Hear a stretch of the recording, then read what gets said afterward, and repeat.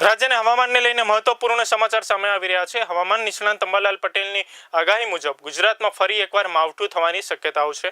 આ કમોસમી વરસાદ ડિસેમ્બરના છેલ્લા અઠવાડિયામાં પડી શકે છે। આ સાથે જ રાજ્યમાં ઠંડીનું જોર પણ વધવાની શક્યતા છે। દેશના ઉત્તરીય પર્વતોના ભાગોમાં સર્જાતી સિસ્ટમ હિમવર્ષા લાવશે, જેના કારણે ગુજરાતમાં ઠંડીનું પ્રમાણ વધશે। અંદાજિત તાપમાનનો પારો 14 થી 15 ડિગ્રી સેલ્સિયસથી નીચે રહેવાની આગાહી કરવામાં આવી રહી છે। આ ઉપરાંત 7 ડિસેમ્બરથી 18 ડિસેમ્બર સુધીના સમયગાળામાં રાજ્યમાં વાદળછાયું વાતાવરણ સર્જાવાની પણ શક્યતા વ્યક્ત કરવામાં આવી રહી છે। પણ ઉલ્લેખનીય છે કે લગભગ 5-6 ડિસેમ્બર પછી વાદળો આવવાની શક્યતા છે।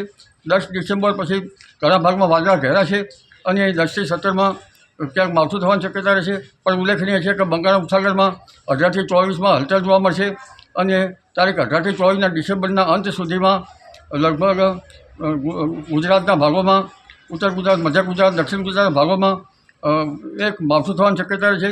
એટલે ડિસેમ્બરમાં 2 માવઠા લગભગ થવાની શક્યતા રહેશે। ત્યારબાદ 27મી ડિસેમ્બરે પણ ઠંડી વધી શકે અને ત્યારબાદ 11મી જાન્યુઆરીએ પણ ઠંડા પવનનો હાડ કંપાવે। આ વખતે જાન્યુઆરી માસમાં પણ ઠંડી પડવાની શક્યતા રહેશે।